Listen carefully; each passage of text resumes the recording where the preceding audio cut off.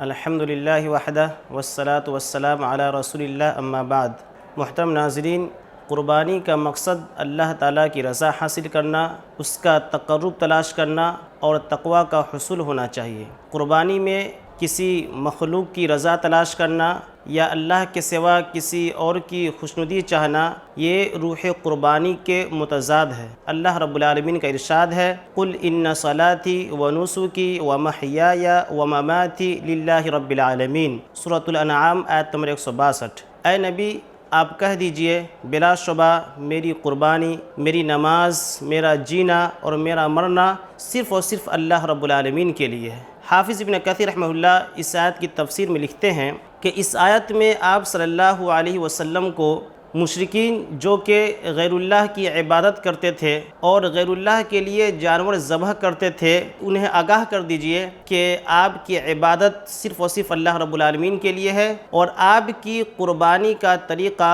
مشرکین سے بالکل مختلف ہے، اور اس آیت کا حکم بھی آیت فَصَلِّ لِرَبِّكَ وَانْحَرْ کی طرح ہے۔ اس آیت میں بھی آپ صلی اللہ علیہ وسلم کو یہ حکم دیا گیا ہے کہ آپ اپنی نماز اور اپنی قربانی کو صرف اور صرف اللہ رب العالمین کے لیے انجام دیں۔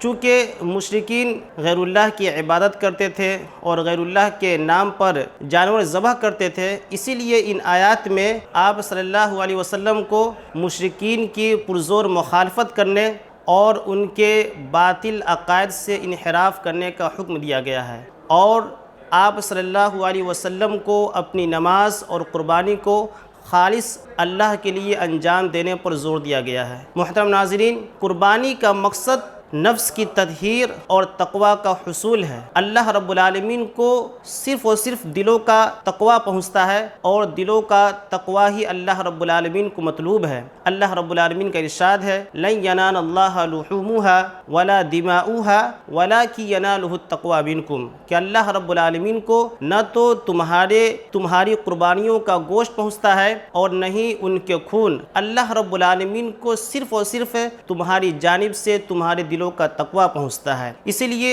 قربانی میں ذاتی تشہیر اور ریا کا عمل دخل نہیں ہونا چاہیے۔ اللہ رب العالمین سے دعا کریں کہ بار الہ ہم تمام لوگوں کو قربانی کے مقصد کو سمجھنے اور اس کے تحت اس اہم عبادت کو انجام دینے کی توفیق دے۔